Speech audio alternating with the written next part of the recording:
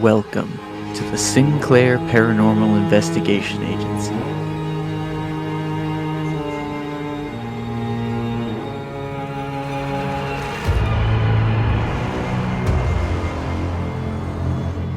Episode 5, The Dark Star, Part 2.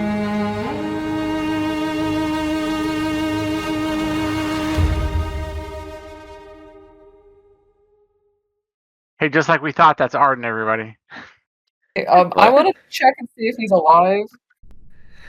Oh, he's very much not alive. Yeah, awesome. He's starting to decompose a little. It's quite stinky. If we can't save anybody else, we might as well just save ourselves and get out of here. I don't see the point of hanging along. All right, well let's go report this because like we have a lot of info now. So I'm gonna DM intrude on Brittany. So you're Okay. gonna get 1 XP, Brittany, and you can give another XP Okay. to someone else. I will give it to... God, who's it, like, necessary to give it to? I don't know. I'll give it to Sean, I guess. Wait, no, Okay. I'll give it to, James, because he's got, like, the Alright. tracking thing. I'll give it to James. Wait, no, who's the one with the tracking thing? Me. Matthew is the Matthew. one with the tracking. Oh my god, I'm sorry. I'll give it to Matthew. Okay. Okay.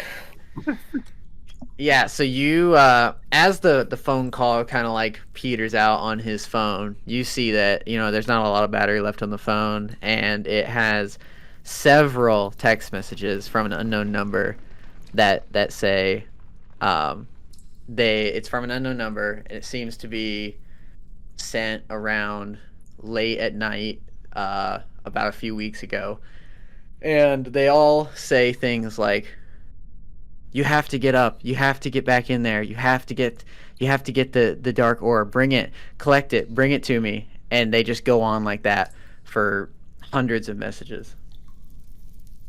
Can we take a picture of his body really quick? What number of messages that they hit that they were like, maybe this isn't working, and then decided to keep sending messages anyways? And also, why did they stop at like 102? You know, Can we call the number that was texting him? Yes. So I'm gonna call the number that was texting him. we could wait before we call. We Okay. could text the number to make them think that we're Arden. Perhaps we can get more information that way. Sure, we can do that. But then we got to use Arden's phone. Yeah. So what are we gonna say to like explain our absence? His phone is locked, but you can see the messages on the front. Can we reply? You know, how some phones let you reply without like unlocking. I think you could probably reply without unlocking. Does this phone have one of those things where you can open it with your thumbprint or your face? It definitely does. So how about you use his thumbprint to unlock it? We're saying, like, how about we go back down there and, get Arden's dead thumb and kind of open the phone up? Yeah, who thinks they can stomach that trip? Well, first, why don't we just like text back the thing? Because like that's all that really matters. I thought we couldn't, because we can't text back to us this time. Well, you can see the number on the front if it's an unknown number. Like with my phone, you can like you don't have to unlock to just do a quick text back. Yeah, you can like swipe down and reply. I think you have to, like, if someone has their security settings set super high, you can't. But since he can read it, Okay, so we just respond. Sorry, I just got these. I had bad reception. okay, and it goes unanswered. You stand around for like a minute or two, and it's not being read. And then we text. Are you still interested or what? Again, nothing after a few minutes. Interesting. All right, so then I'm gonna call it. Is that cool with everybody? Can we somehow spend XP to make this person respond? Sure. You have agency with player intrusions. You have to spend XP and say what you want. It's 2 XP to do a player intrusion, and you can like retcon or change the canon, and that seems reasonable. But DM has Hey, to is like it- say that works. Yeah, I get to decide.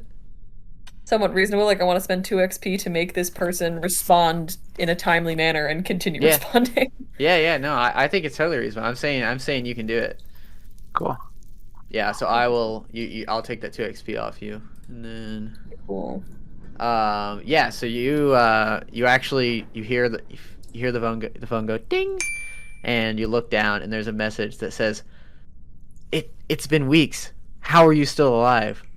And then before you can even type, it said another message comes. It says, "You have to get the orb and bring it to me." The same similar message that you saw before. At this point, can we just be like, okay, I kind of forgot. It's been weeks. I've had a really, really horrible time down here. Can you remind me exactly what this orb is and what you want from it? Yeah, you text that, and the text comes back. Anything you want, I will give for the orb. Riches, information, anything. But I need that orb. It's so important to the safety of everyone. Do we ask him how big the orb is? Let's say, are you sure we can lift the orb? It responds, "I don't know exactly what it looks like, but from what you described, it shouldn't be that difficult to get a hold of. You saw it, not me." Oh yeah, that's right. And like, we look back through the text to see if we can see what we told him. So you don't see any previous texts from. Well, you Okay. can't really get into the phone. You're just kind of Right. communicating through the reply unless you go back in the hole. Right. Okay. Well, so we're supposed to. So this guy wants the orb. He sent Arden to get it. Arden's dead. Well, that kind of implies that Arden was lying during his initial email or something, isn't it? Because he was just talking about it like he went completely on his own. This had nothing to do with anyone else. At least I don't remember his initial like email or whatever talking about that. So he was lying? What else was he lying about? Did he lure us here? Are we supposed to be a sacrifice? He went and saw it. Then he ran and left and sent us the email, right? He probably told someone else about it, and that's who this person is. The next text is, "Have you seen anyone at that location today?" Have we seen anyone? What do you guys think? Do you think this person's watching the church? Well, I could have sworn I saw lots of people, but I don't know. They just disappeared into the dark. I mean, Oh, good call. Let's respond. Let's respond with that. We saw people, but they disappeared when we shined our flashlights on them. Do you know what that's about? We could respond to that. Maybe this guy knows something. The next message says, "If you see people there at the church today, work with them. Get the orb." We saw some guy naked getting boiling blood poured on him. Like, are we supposed to work with those jamokes? I think he's talking about us. I think he's talking about us, guys. No, we don't send that. yeah. So I'm like, you know what? I'm just gonna. This guy doesn't sound like he's gonna be against us helping. I'm just gonna call him real quick. And I look at these. I look at the other three to make sure they don't have an issue with that. Yeah, I'm gonna give you a thumbs up. All right, so I look at the phone. I dial 867-5309, and I hit call. Yeah, you type it into your phone. No, we were texting with their phone, but I'm calling with my phone. Yeah. You type the number into your phone, and when you type the last number in, it kind of like autofills the number with Annabelle, parentheses, from work. Oh. And that's sitting in your, and now you're ready to, it's the green buttons there, ready to call. Oh, I'm gonna call her. I'm like, look at this. And I show it to them, and I'm be like, what the crap? And I pull out old Betsy. She's got some splaining to do, and I hit the green button to call. Yeah, so it rings once, twice, and then Annabelle picks up and she goes, "Oh, Sean, it's great to hear from you. Are you guys at the church right now? I got in contact with Arden. I didn't think he could be still alive, or he could still be alive after what he went through, but it sounds like he's down there, and he may have even seen you all. Like, I assume you're there right now, right? That was your mission." So check it out, Annabelle. That was us, okay? Arden's dead.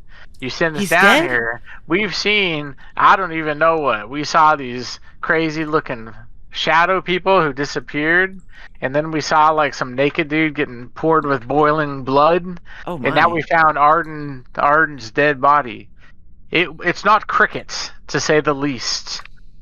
So give us some more details if you got them. I didn't really expect Arden to still be around, as it's been quite a while since he sent that message, but he never mentioned anything in his email about people vanishing and reappearing. Did you send Arden out here to die? Oh no, I had no idea about Arden until he sent the message to us. I would have just I would have just sent you guys out in the beginning to get the Dark Star if I knew it was down there. But he's the one who found it. Why 121 messages? Hey, Brittany wants to know why you stopped after 120 messages. I mean, I kind of just figured he wasn't going to respond. I tried my best. I waved everyone to shut up. Everybody be quiet. All right, so look here. What else do you know about this cult? Because they've got some really weird himpity dink going on. I mean, all I know is that this is a cult. They worship the darkness and this dark star. And in some of the papers I've read, this dark star is quoted as the thing that will bring the world into eternal darkness. And so it has to be a powerful artifact. And getting our hands on it is at the utmost important. Because I don't know about you, but I don't really want the world plunged into eternal dark. From what I've heard, that these cultists shouldn't be too much of a problem. They're not really anything special. No one's claimed them to be like any kind of mystical capabilities. They're more just people who worship the darkness. Arden was the one who said that he got pushed back with the Force or whatever. Hey, yeah, we'd like to point out to you that Arden said he got pushed back by some unseen force. Did you not read that in the email? No, that is true. There's a chance they're using that dark star to maybe fuel some kind of power off of it, but them themselves are not. Them themselves are just normal people. Okay, but the Dark Tower is in fact an artifact of immense power. Well, the Dark Star is in fact an artifact of immense power. I wouldn't send you three in here so lightly if there wasn't a important artifact we needed to retrieve. All right, so you say it's imperative that we get this orb and we keep it out of the hands of the police or these cultists. It may literally decide the fate of the world getting this star. All right, That's I a got bit you. rich. I mean, I don't know what its capabilities are. All I've seen is what it's been quoted as the artifact that will bring the world into eternal dark, and I prefer to not take those things with a grain of salt. All right, we're on it. Now we know, Annabelle. This is my number. Call me here if you need anything. Oh, well, Wink. have you found any way to, have you found the Dark Star? Have you seen it? No. In fact, we're getting pretty frustrated with this labyrinthine maze of tunnels. But we'll search for the rest of them and let you know.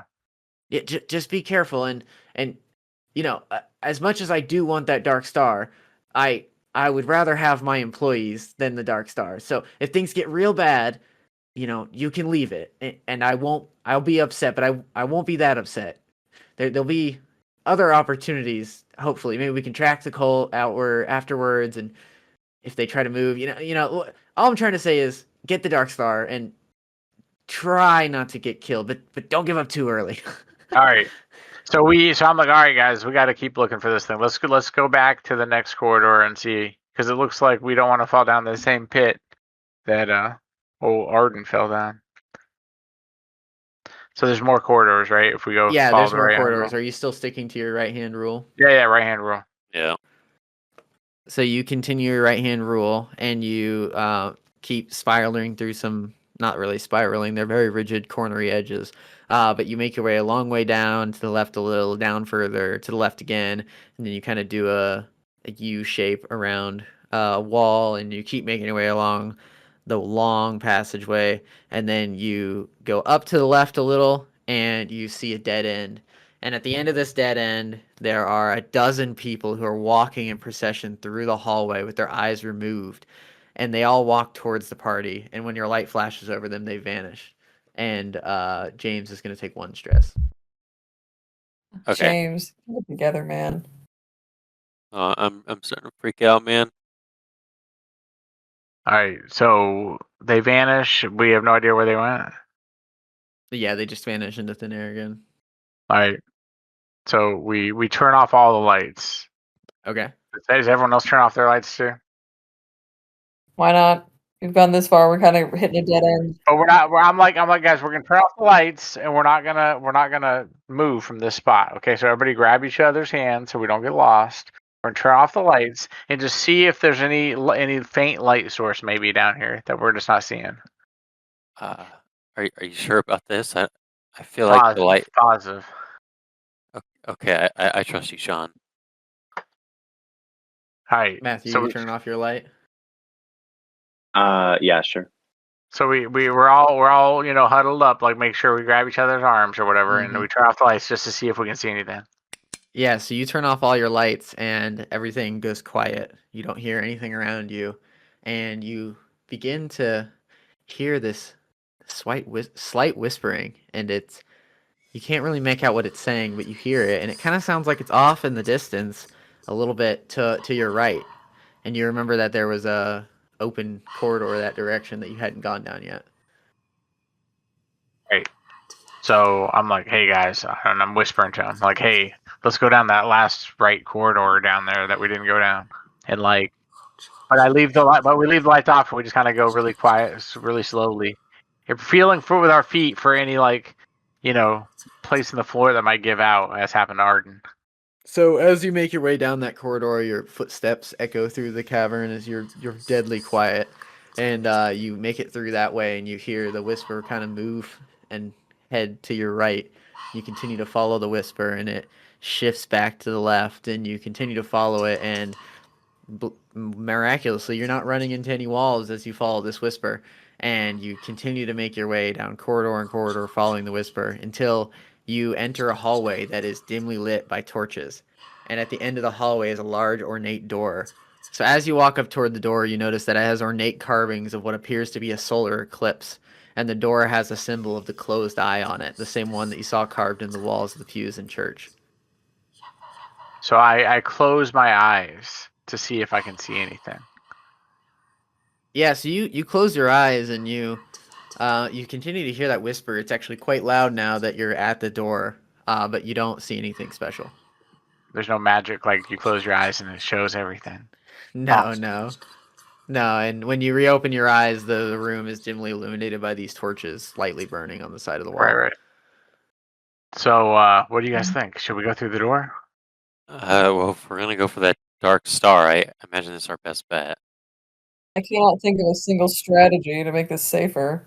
I'm gonna but hey, let's all grab one of these torches, because if they lit them, they're probably not so scared of these torches. Well, I kind of like what they're scared of our lights, but sure. All right, so I grab one of the torches. How many torches Sure. are there? There's 6 torches along the wall, 3 on each side. All right, so 2 for me, two for you, and then 1 for each of you. Yeah, you have your torches and you go and push on the door and it doesn't move. There's not even handles on it. Okay. Hey, what do you guys think? Should we try to burn it down? Yes! It's worked every single time. What if we just try to let's see if we can light this door on fire. I am not joking. Every single time we have used fire, fire has helped us. Let's burn this thing down. Let's just try to burn the door down. We might all suffocate and die, but let's do it. Yeah, you put the fire up to the door and it makes like a little black spot in the door, but it seems like the door is some like epoxy resin on it or something, and it's not really catching. I think this door's made of asbestos, guys. Be careful not to breathe it in. Rats. Brittany, do you still have that crowbar or whatever?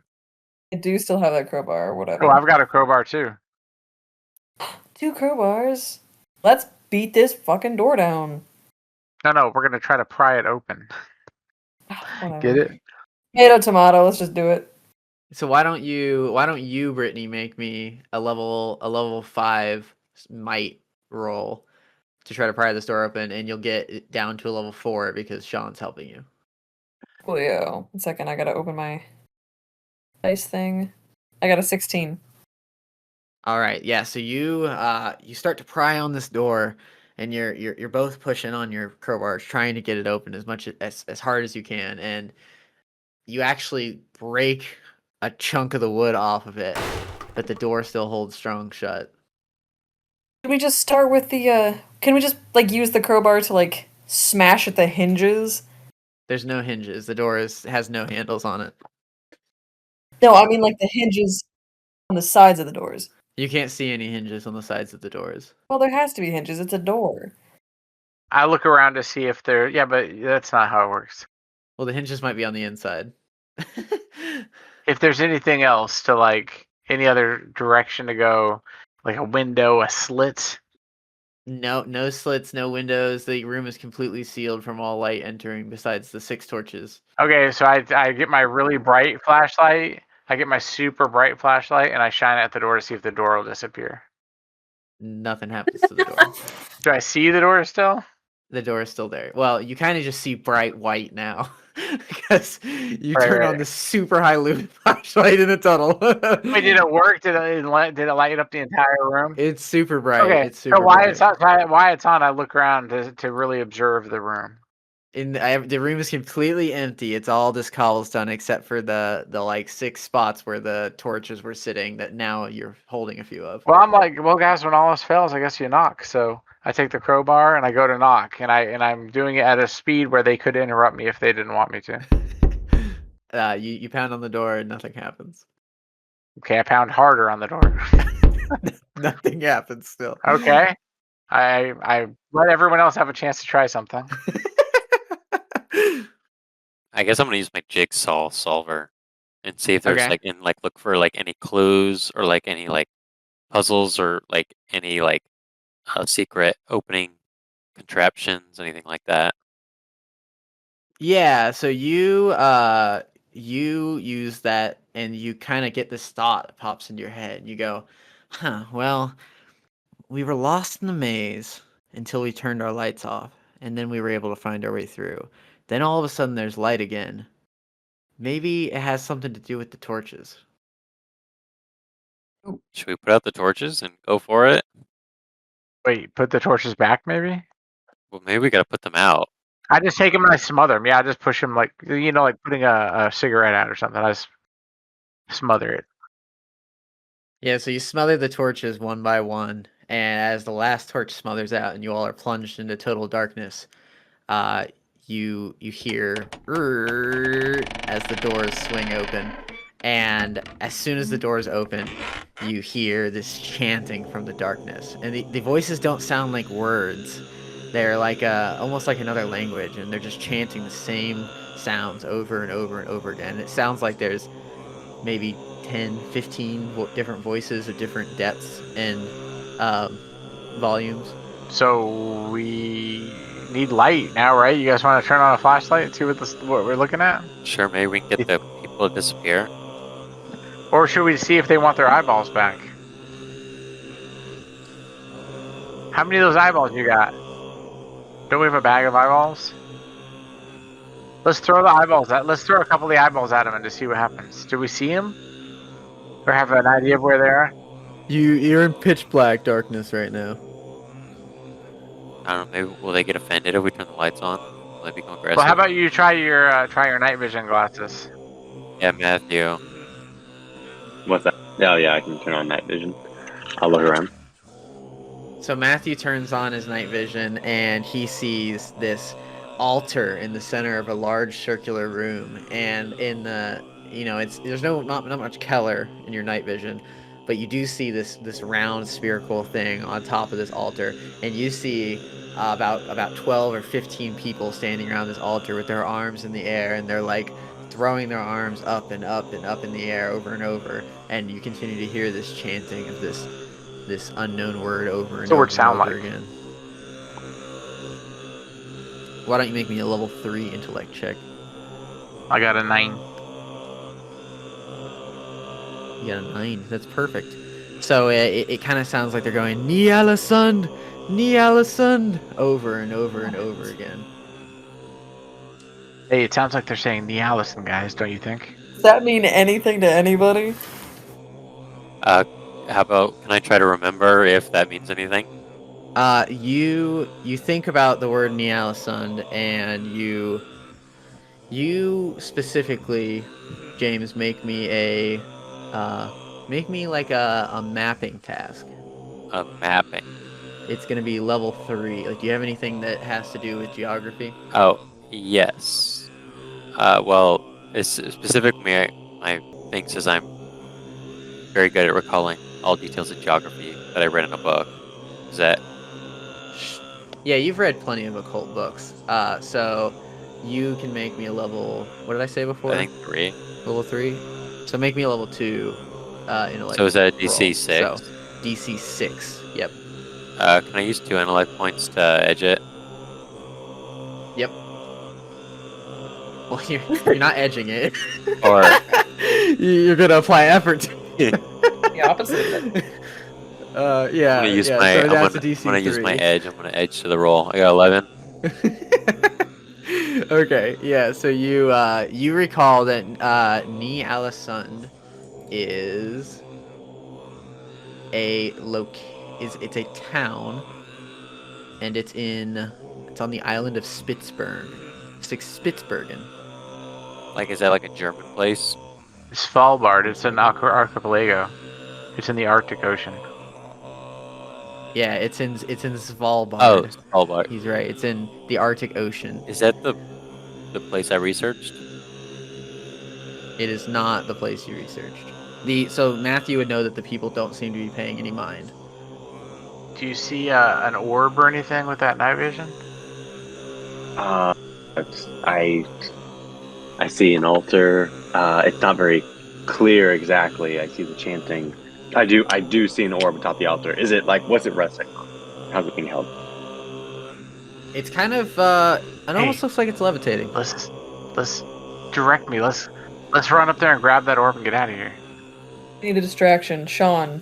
Need a distraction. I got a distraction, and I pull out my gun, and I take aim, and I'm like, tell me when I'm pointing at one of the cultists.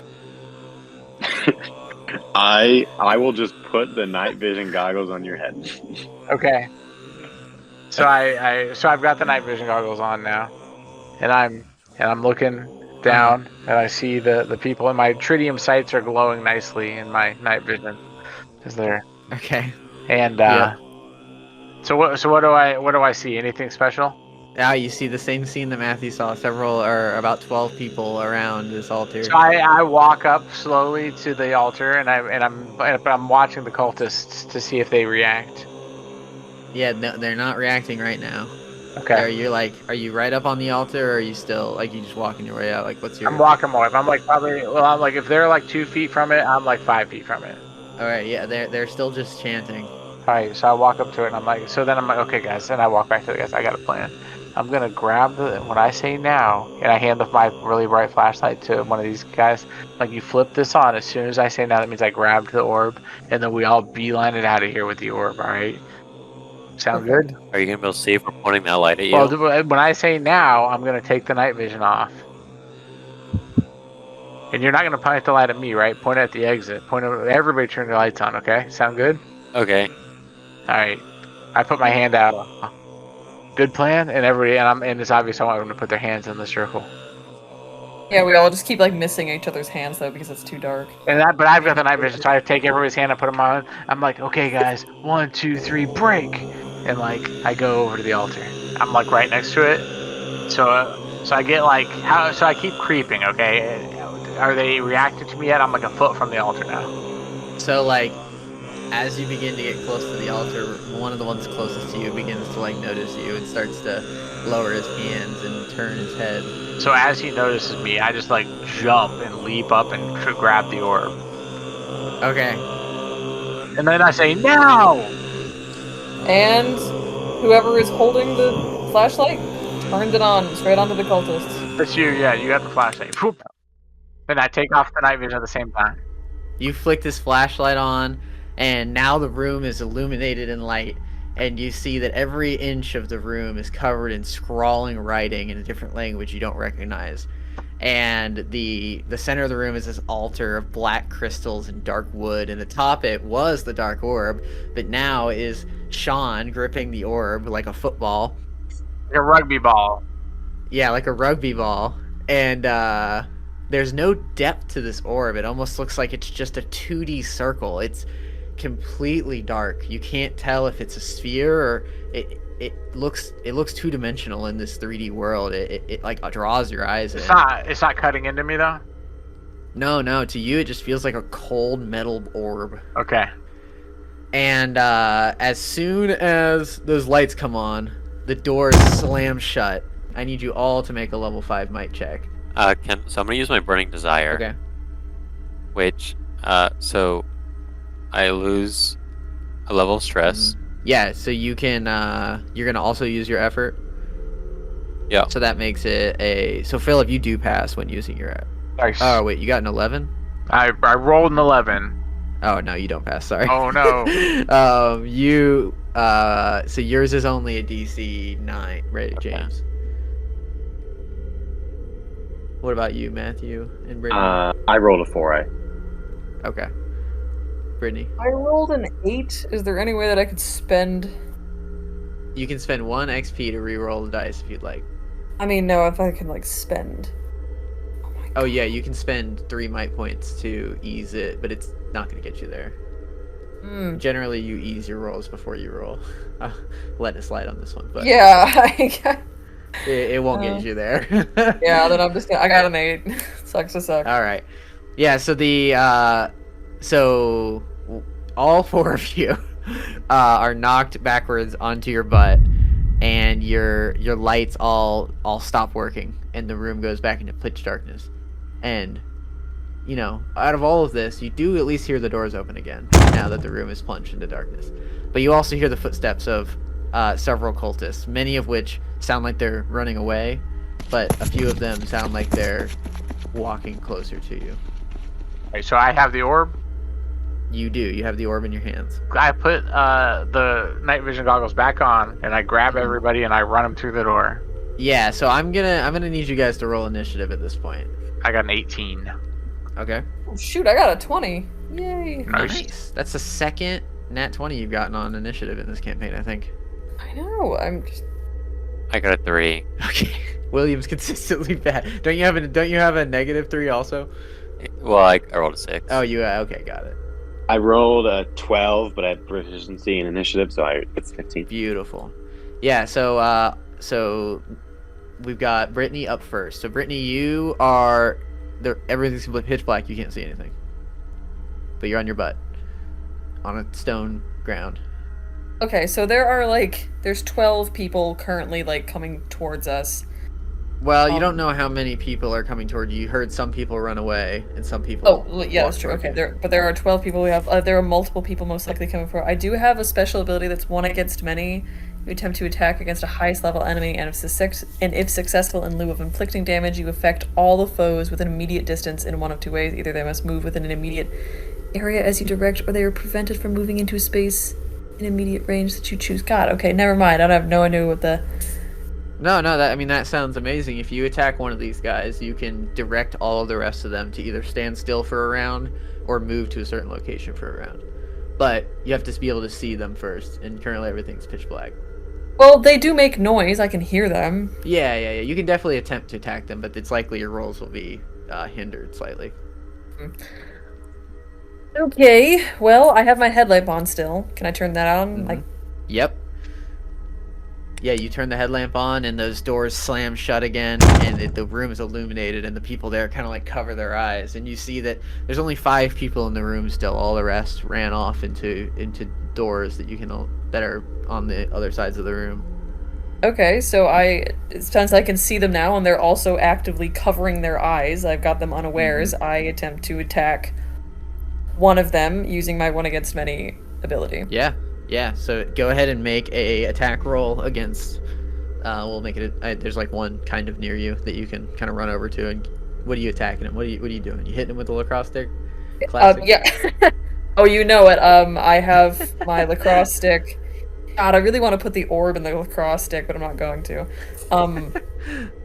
No, I clock him over the face, right in the face, attempting to break every single bone in his face with the lacrosse stick. I rolled a 14. Yeah, so you run up and hit this guy across the head with a lacrosse stick. He's wearing a dark robe, and his you can see it's like a V-cut neck, and you can see his chest has tattoos of various scrawlings and writings on it, and you smack him across the head with that lacrosse stick, and that's gonna deal. I think it deals 3 damage. I'll give him a concussion. 4 damage. It's gonna deal 4 damage to him, and he kind of slumps down onto the ground a little, but he's still kicking. And now, since you successfully landed a hit, you get to direct the rest of them to a specific location or tell them to not move for a round. I guess they're all generally in the same location right now. They're all like kind of clumped together. Yep. Yeah, so just Yeah, don't they're all move kind for of a around round. this altar. Okay. Yeah, so you freeze them in place. Sean, what did you roll on your dice again? 18? 18, yes. Okay, so you're up next, Sean. You are in the center of these cultists. Brittany has just turned her light back on, and they're all kind of covering their eyes. And you've got the dark star underneath your arm. All right, so I'm going to move towards the door, Mm-hmm. even though it's closed right now. I'd be like, Yep. as I'm moving, like, Brittany, the door's not going to open while that light's on. Have you not figured this out yet? And I'm like, and I make the doy motion at her. I start to cry a little bit. Like, I'm sorry, and I turn it off. And did she kill one of the cultists? She knocked him to the ground, but he's not dead. All right, so the one that she knocked on the ground, I pull out my gun as I run by him and I shoot him in the head.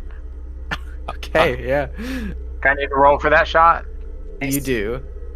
I mean, I feel like it'd be the easiest shot in the world. Yes, but we're playing a game. Okay, I got an 18. Yeah, so you run past and you shoot the man that's crouched on the ground in front of Brittany, and he, with the force of the bullet, like spins him a little, and he flattens out on the ground, and a pool of dark liquid appears below him, and he's no longer moving. Good job, Brittany. I think Matthew and James are probably going to gain a level of stress from watching this happen. Yeah. Brittany might. I'm not sure. I haven't got a good vibe yet. Yeah. Are you kidding me? No, I'm in this. Me and Sean, we're blood That's kind of what I brothers. thought. Yeah, and then you're near the door, but it's still closed. And I did tell her to turn her light off. This is my bloody mulch persona, and the light is off. Yeah, the light turns off, and you, with your night vision goggles, can see that the door is swung open again. So now it is going to be the enemy's turn. So there's only 4 enemies left, and They are all directed to not move, right? yeah, they are all directed to not move. So what is that? Let me read that ability real quick just to make sure. Can they do anything, or are they stopped? Okay, so they just can't move. So they, standing still, are going to... Alright, so Matthew, you are going to look up from your where you're kind of just you're about to, you got knocked on your butt, so you're sitting on the ground. Yeah. And you kind of look up and you see 2 just blacker than black eyeballs staring at you through the darkness, and they have white pupils, and I'm gonna need you to make a intellect defense roll. Okay, have at ye. I rolled a 19. All right, so you feel something come over you, and you almost, like, your eyes start to flutter shut, but you kind of shake it off, and you stand up, and nothing seems to happen. And James, the similar sight is going to befall you, so I need you to make an intellect defense roll. Can I use like any effort on there, anything like that? Yeah, you can use 1 effort per round if you want. You can do it every roll. Okay. You just can't apply more than 1 level of effort per roll. 19. Nice. So you also have that fleeting feeling of sleepiness, but then it shakes off, and you stand up as well, and you feel ready to go. When I roll 19, I immediately attempt to hide. Yeah. Sorry, I forgot about that. Yeah, you can attempt to hide if you want. It's kind of dark. It might be hard. Yeah, I might. I'm just gonna run behind the door, I guess. Right? Okay, that sounds good. Yeah. You can kind of hide behind the wall on the other side of the door. So, Matthew, you also rolled a 19, which means you get a minor effect. Nice. Minor effects can be little bonuses that don't really mean much, but it's a little reward for getting a 19. I worked so hard for it. James had something specifically called out in his class as a minor effect. It was optional, and he chose to keep it. I don't know if you ran across that when you're making your character sheet, but you could also come up with something now. Like a specific thing to happen every single time I roll a minor effect, or just like his, like, it's more of like a suggestion based on your class. It's like in the book, it'll say like minor, major effect, but you can do whatever you want as long as I approve it. It's like if you wanted to like run toward the door like James did, or maybe even like throw dust in the face of an enemy in front of you, something like that. My minor effect, maybe I gauge the strength of my enemies and find who's the next strongest one, if there is one. Yeah, that sounds great. So you look around and you're in the dark, you can't really see, but you sense Oh, that there yes. is an enemy fairly close to you who is not that tough. But Brittany's But lights on, you don't right? sense any really tough people. No, her lights off specifically so that the door was open. Oh. Because you wanted her to turn it Yeah, off. I wanted to turn it off. exit. I thought she had to wait to her turn to turn it off. No, it's kind of just free action. She can turn the Okay, light cool. on and off. Nice. So now it is on to Matthew's turn. Yep. Yes, okay. And just to make it double clear, when the lights are off, the door is open. When the lights are on, the door closes. That's correct. Okay. And currently, James and Sean are on the other side of the door. You heard their footsteps leave. Okay.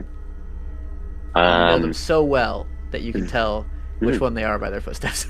Yes. I will also leave out through the door if I can. Yeah, you kind of just like stumble that direction where you heard them, and I ready up my flare gun. okay, yeah, and you've got your flare gun ready. You can trigger that whenever you want, regardless of your turn. And now it is James's turn. I'm just going to pass, I guess. Or I guess I'm gonna like shout a little bit to like make sure they know where the door is, but I don't know, I'm already outside. I don't feel like I need to do anything. I mean, make sure that they're going the right way. I guess. Yeah, I think that's what he's doing. He's kind of like, Brittany. All right, yeah, it'll pass back to Brittany's turn then. I run out of the room. I follow Matthew. All right, so you make it. You pass through where you heard the voice of James, and you are kind of outside the door now. Okay. Then you said I can shoot my flare off whenever I want. Yeah. As soon as I hear Great. Brittany come through the door, I shoot my flare into the room. Yeah, so you see this, you shoot your flare and it lights up, and the light doesn't travel as far as you would hope. It's almost like it's like illuminating in like a dense liquid, and it kind of like there's this orb of light that kind of goes through, and you see like one cultist kind of move out of the way in that orb of light. He like dodges it slightly, and then the flare like hits another cultist, and they tip over with the flare, and they're like rolling around and throw the flare off of them, and it keeps burning on the side. But the light is enough to trigger the door closing, and the door closes and cuts you off from the cultist. We got the sphere, right? Yeah, I've got the spear. Wait, are we still doing turn based, or can we go back to talking? You can kind of cut turn based out. All right, so I'm like, hey, turn on the flashlights. Let's make sure those doors stay shut, and I turn on my flashlight, my normal one. My headlamp's on. And I'm like, let's get out of here, man. I think our mission's done. Yeah, I'm definitely more than ready to get out of here. I mean, according to Annabelle, the orb was the goal, and I got the orb right here, and I give it a little pat. As you do that, Sean, I need you. I'm gonna DM intrude on you, so you get 1 XP, Ooh. and you get to give 1 to someone else. Do I give it to myself, or do you give it to me? I give it to you. Now you get to choose who you give the other one to. Yeah, but I mean, you're gonna update my thing too. I did it. I just did. I'm gonna give it to Brittany. Okay. You? So you pat the orb and you say what you said, and as soon as you slap it, I need you to make a level 4 intellect check, an intellect defense roll. I've got so I'm gonna use my pool because I got like 14. I'm like super intellectual apparently. Yeah. So you can spend 3, and if you have an edge, you can only have to spend 2. I'm not sure. Ooh, I have an edge. Yep. So you can spend 2 points to ease the task by 1 step. So I'm easing the task. Yep. So it's DC 9 now. I got an 18. Wait. There you go. Wait, that's 3 18s in a row. I might grab a different die. Yeah. So you pat the orb and you like. Your hand like freezes to it, and you feel this like dark presence, and then you're able to rip your hand away, and nothing more happens. I didn't like see like a glowing eye or something. Did I see a glowing eye? You didn't see a glowing eye, and I didn't feel any sensation like I wanted to rip my own eyeballs out. You might have gotten that feeling a little bit, yeah. Okay. Casually. Hey man, let's wrap this thing up. I don't think we should be touching it. I think it's kind of like a Palantir. Of course, yeah. I'm gonna take off my jacket and wrap it around it. You can put it in my backpack. I'd suggest avoid touching it. I felt something really weird, man. Okay, I'll be careful. I'll put some gloves on as well. And then I'm like, let's if there's no objection, let's blow this taco stand. I'm sorry, we're in Britain. Let's blow this falafel stand. So luckily, you have Dr. James Ritter with you, a master of direction, and so with his eidetic memory, he remembers the exact path you took here, and you all begin to make your way. As you get further away from the door and turn a few corners, you hear that familiar screech of the door opening again, as your light fades from the area, and you may hear the pitter patter of footprints, but you're well ahead, and maybe even these cultists don't remember the maze as good as Dr. James Ritter does. Dumbasses. And so you're able to reach the light of the trap door as you make your way out, and you see the wooden ladder in front of you. I'm like, ladies first. Let's get up this ladder. When I hoist you over my head. I've assumed that you were a lady this entire time. I just never came up. And then she gets a hernia because she's a lady. Yeah, exactly. Then you get a kidney stone because you're a man. Yeah, I wanna play her intrude and give Brittany Melton a hernia. That's toxic. Hey, you got the XP, man. You do what you want to do. I want to play her intrude and give him a kidney stone. We all scramble up the ladder, Three Stooges style, and we're like, yeah, wise guy, and we're running up the ladder all at the same time. Beautiful. You see, you're plunged back into sunlight, and you're like you can barely keep your eyes open. You haven't been somewhere that dark in a long time, and it hurts your eyes to see the sun again. But yeah, you're back above ground. The air is nice. It feels good in your lungs compared to the dingy air of the dungeon. I'm like, let's pile in the van, grab your bike, you can put it in the back of the cargo area, and we'll get out of here. Why can't we just take the bike? Do we do these things? Yeah, Matthew, do you want to stuff your bike in the back? I'm not even sure. No, let's just take the bike. Yeah, I'll just drive the bike. Yeah, okay, that makes more sense. Yeah, so Sean and you all drive, and you're headed back to the office. And you get back. You're all in the office. And I call Annabelle after a day of work. Yeah, she answers quickly. Okay. She goes, Sean, are you okay? Do you have the star? We got the star. The Star of Darkness? Is that what you called it? Anyways, I've got it right here. David. This is amazing. It's been called the Dark Star, the Dark Sun. I don't know much about it. I'm gonna be very excited to look at it when I get back. Did it cause you any trouble? Like, have you? I know you said you struggled with the scarecrow last time. Have you handled this one properly? Sean almost ripped his eyeballs out. I wouldn't say it was that big of a deal. It was just all in a day's work. And I look at the other three and I give them like a little smirk.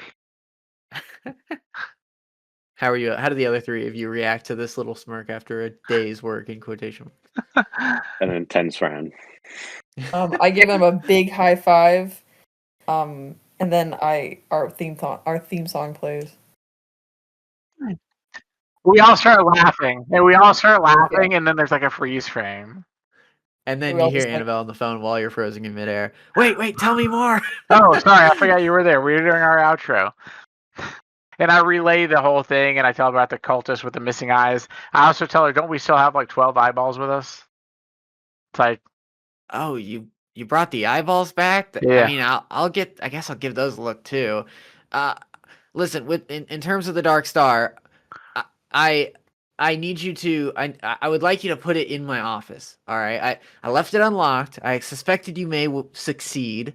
I would like you to place it in there and then leave my office and don't go back in there, okay? okay. I go in there and I'm like, okay, and I hang up. Are we done talking to her? I mean, it's up to you to decide. I'm like, I yes, guess. ma'am, that'll be great. And I hang up her. I'm like, hey, man, she really wants us out of that office. Let's go. Let's just take a gander around and see what's in that office. Yes. Well, when we drop the Dark Star in there, we can do a little. So she basically is begging us to snoop. Doctor, surely you can't resist doing experiments on it. I would love to. I wouldn't even know where to start though. But yes, we can take it back.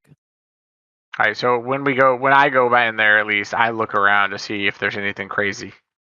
Yeah, so entering into to Annabelle's office, you've seen it through the windows before, but it is an absolute mess of boxes and papers just strewn everywhere. Like almost the entire floor is covered in like papers with just text and text and text. And she's got a desktop computer sitting in the middle that seems to be powered off, and just boxes of files stacked in all directions.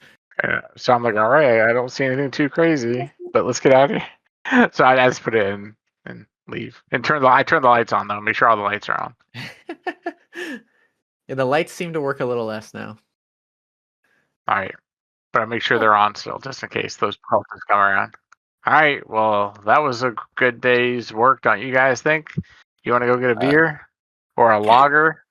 I might need Oh, something after what I saw. I mean, I don't know. Were those people down there, or what was that? I think they were Let's not to communists. think about it. They had to be, because that's the only way you'd feel this little moral guilt. Yeah, I guess it was a blind leading the blind kind of moment. Exactly. Literally.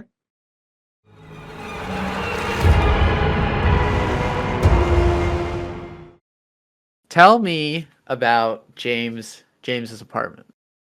So like I was like borderline impoverished. So it's like a studio apartment.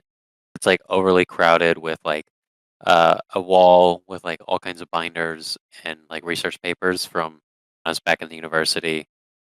Um, it's like got like barely space for a bed, and it doesn't like have a proper kitchen. It's just kind of like an induction stove and a pot, with like a bathroom that's kind of like barely tucked away in the corner. But it's very squalor, very tiny, and overstuffed with all of his notes.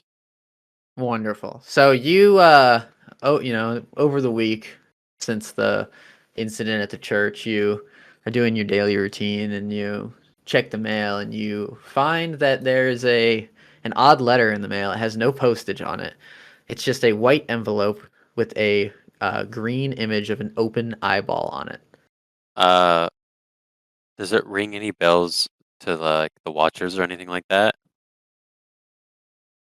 You would recognize that this symbol is one of the symbols present on the notes from your grandfather.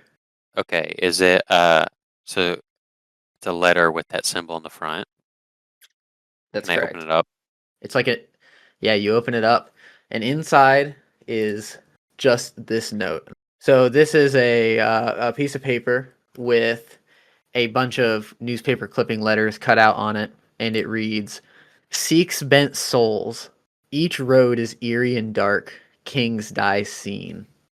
And on the back side of this paper, it just says, written without like in normal typing, not in the newspaper letters, "Seeking intelligent individuals."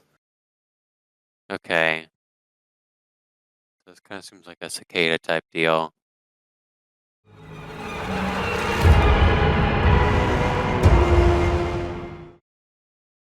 Okay, so you are what does Sean do for fun after work by himself? Do you like go to the bar? Yeah, he goes to an old police bar where he still hangs out with some of his old friends. Mm-hmm. A lot of what he does, so he does working out in the morning because he like kills him. He's like slowly killing himself at night. He just like he'll go to the bar, hang out with his friends, then he'll go home and usually just drink some more scotch. He might put on an old like American style western or some claptrap from the BBC, like Mm-hmm. some old movies.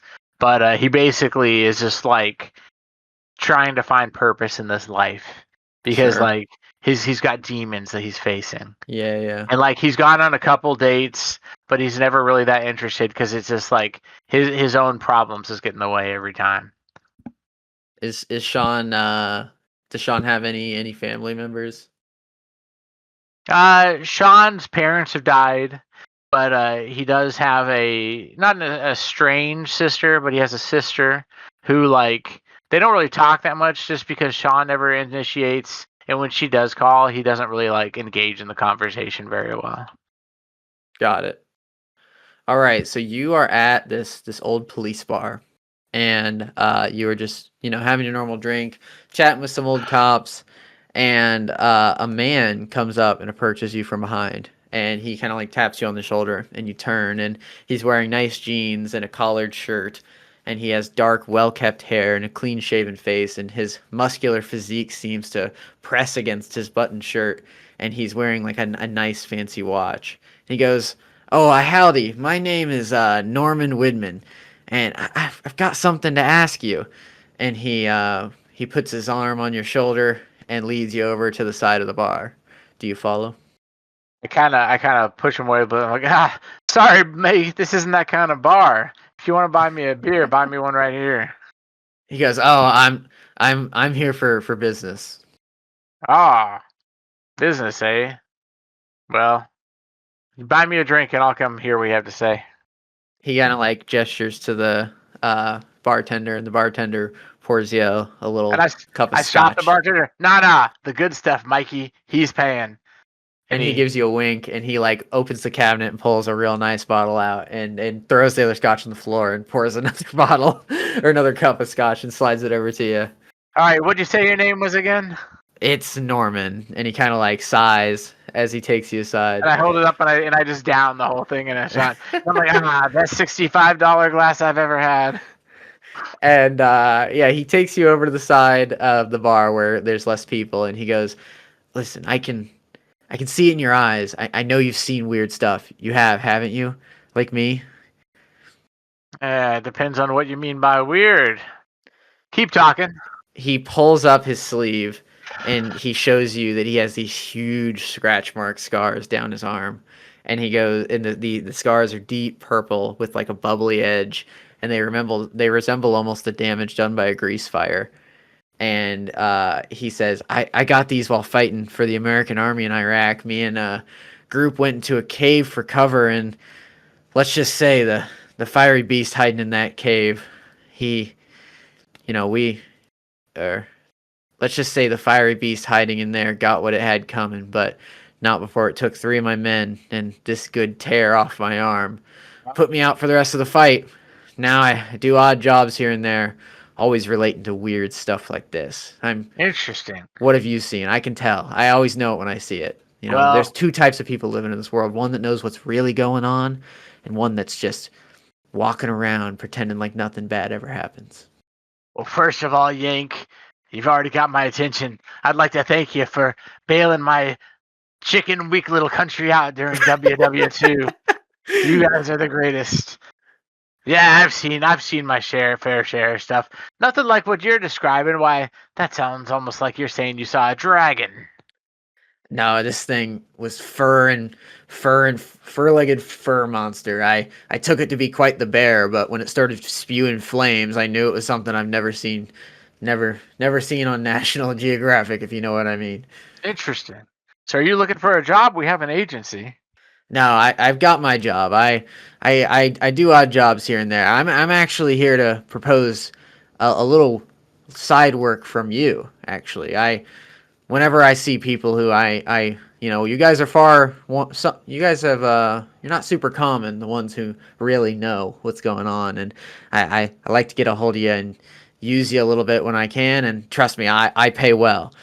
And he tells you that this odd job he needs is there's a lot of money up for grab, but one condition, he says, is his work is in absolute secrecy. And the only reason he's letting you know is because he sees that fire in your eyes that others don't have. And he offers you 10,000 pounds, which is about 5 expensive items, to do this job. I mean, I'll do it for less. I'll do it for whatever. But I just got to reiterate, I'm not into any of that monkey behind the scenes, under the cover stuff. This is all up toward, right? Yeah, it's all. I'm it's into all. the ladies, is what I'm telling you, mate. I have no interest in that. I just need someone to help me with a job. All right, I'm your man. What's the job? So he goes, like I said, absolute secrecy. I can pay you right now, and I will see you soon about the job, but I can't tell you more right now. All right, well, I'll tell you what. I'm a man of honesty and of my word. So Give me a third today, and give me the other when the job is done. So he hands you an envelope and extends his hand for a handshake. All right, I motion over to Mikey. That's not how we do deals here in Mickey's O'Rourke's pub. Mickey, 2 more shots for my friend here. He's paying. He kind of just smiles a little and hands you the envelope. And you open it and you see that it's got the full 5 expensive items worth in there. Okay, then I grab the 2 shots from Mickey and I hand one to my new friend. To friendships that last. He dinks the glass and downs the shot. Ah, I knew you could drink, Yank. He goes, I'm glad to have you on the job. It really shouldn't be too much trouble. And trust me, this business, we'll all make out well.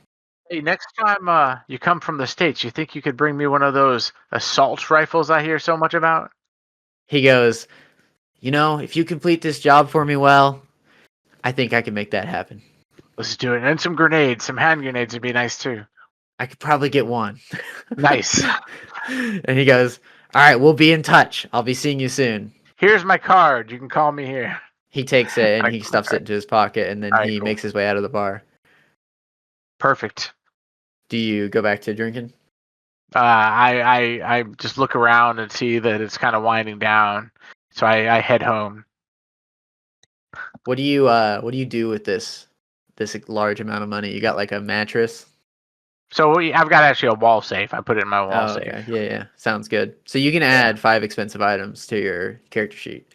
Perfect. And you can break 1 expensive item is 10 moderately priced items. Oh, nice. So what's an expensive item again? Like a car? Expensive item is like jewelry or cheap vehicle. Yeah, so you can basically buy like 5 cheap vehicles now.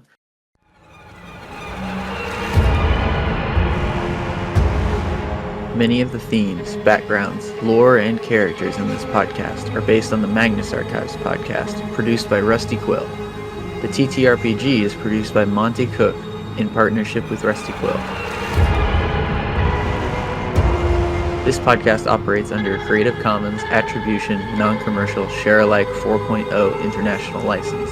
We hope you enjoyed this episode. Please leave a like or comment to show your appreciation.